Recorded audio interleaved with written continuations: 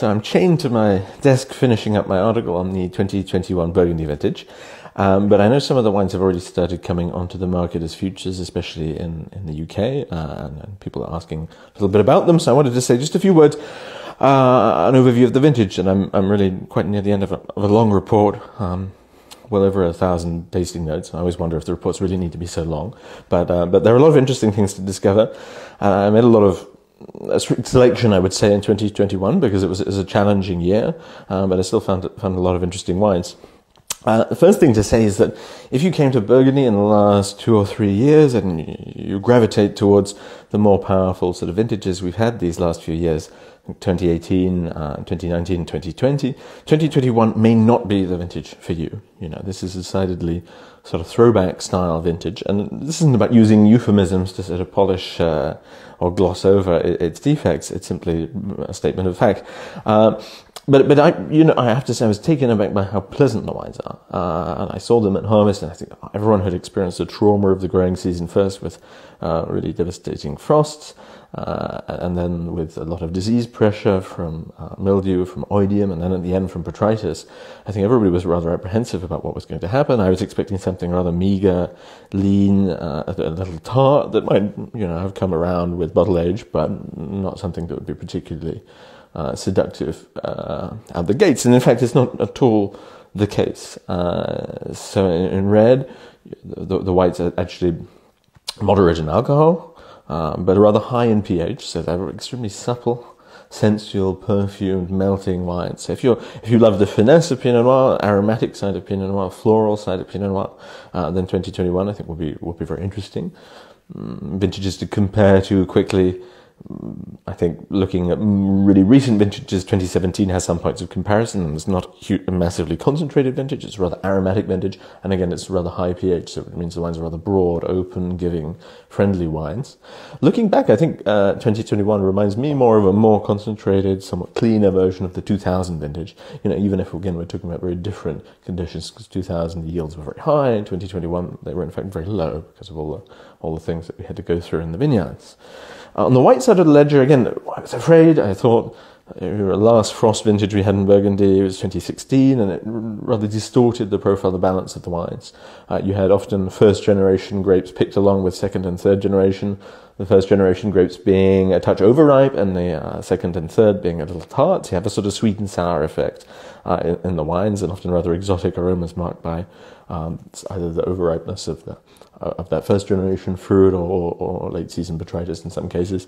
2021 isn't at all like that. Now, they don't have the fat or the mid-palate amplitude of recent vintages, but you're in something rather fine-boned, pure, precise, very classically proportioned, not too much in the way of sort of any exotic or outlandish bouquets, rather more precise than I expected to find.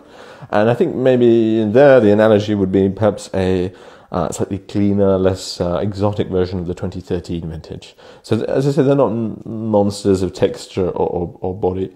And I think partly that's because producers were rather afraid of some of the disease that had been in the vineyards, and they actually settled the musts before fermentation.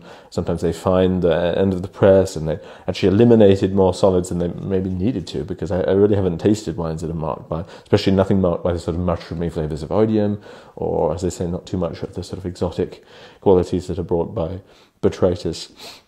So the real story, of course, is quantities. They're far down from an average yield, and it's going to be very challenging sourcing the wines. I think we're in a bit of a crazy position in terms of the Burgundy market, and I see a lot of people getting angry about prices, talking about criticizing producers, criticizing the trade as well. I think one point I'd like to raise there is just look at the real estate prices of Burgundy.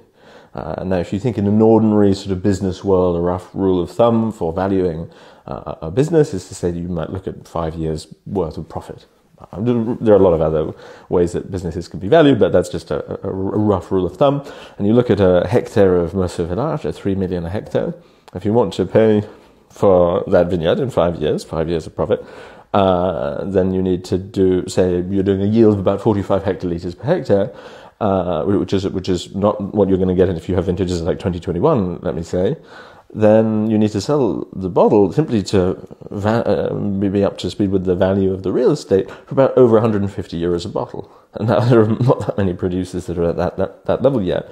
And so we really have a problem here that goes beyond anything the vigneron or the trade is responsible for. It's really a political problem about land values in Burgundy, from which ultimately everything else follows, because it's that drives inheritance tax assessments, and with partitive inheritance laws, it's a real problem and a real challenge for growers. So it's not something anybody, I think, in the region would particularly sought out. A few people have really embracing it, certainly, but by and large, the wines remain a lot less expensive ex-domain than they are on the secondary market, and it's really, there's just such demand for Burgundy at the moment that it's a real challenge. I don't think anyone in the region has an obvious solution to it.